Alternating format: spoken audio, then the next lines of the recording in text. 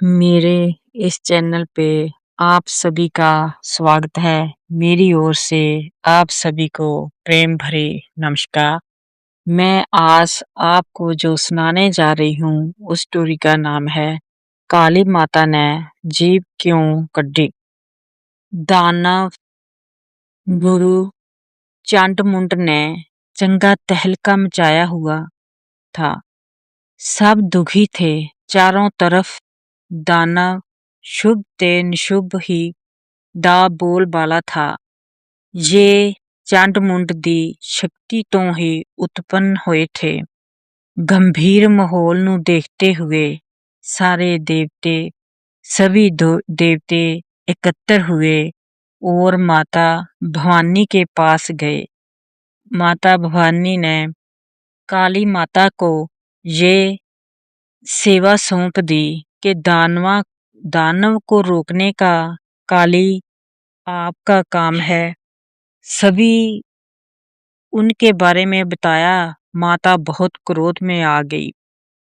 दानवां दे सिर काट काट कर वो ढेर लगा रही थी, पर जितने काटती जा रही थी उससे दुगने फिर दानव पैदा हो रहे थे। इसलिए वो खात्मा नहीं हो रहा था। जो उनका रक्त जमीन पर गिर रहा था उससे और पैदा हो रहे थे। तहलका सभी तरफ मचा हुआ था। देवते सहम में भयभीत डरे हुए थे। अब क्या बनेगा।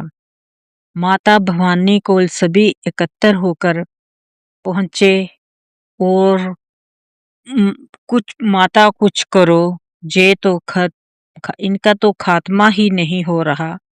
माता ने सब देखा तो उन्होंने माता काली को कहा, इनके खात्मे का एक ही है। इनके खून की एक भी बूंद धरती पर नहीं गिरनी चाहिए।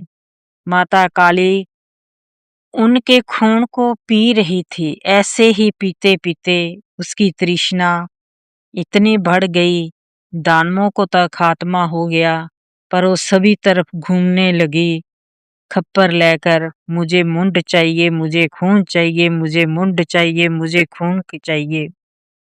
माता शांत नहीं हो रही थी। उनको शांत करना बहुत मुश्किल हो रहा था। सभी फिर देवतों में यही चर्चा चल रही थी, अब क्या होगा। माता तो सब चारों तरफ घूम रही है। तो सभी भोलेनाथ के पास गए और उनको माता के क्रोध के बारे में कहा, कुछ करो, माता को शांत करो। जिस रास्ते से माता जा रही थी उस रास्ते में भोलेनाथ आप धरती पर लेट गए। माता क्रोध में चलती हुई जैसे ही उसने नीचे नहीं देखा, माता भोलेनाथ के ऊपर उसका पाँव आया तो नीचे की तरफ देखा तो माता काली अपने पहले रूप में आ गई। उसका मन शांत हो गया तो उसने जीभ निकाली, जे मुझसे क्या हो गया भोलेनाथ के पर मैंने अपना पाँव रख दिया। तो भोलेनाथ ने कहा, कोई बात नहीं, और भी कोई आपको शांत करने का जरिया नहीं था, मुझे यही अच्छा लगा। तो इस तरह जब भोलेनाथ ने के पर माता काली का पैर आया तो माता नीचे की तरफ देखने लगी तो फिर वो शांत हो गई। उसको लगा वो पहले रूप में आ गई।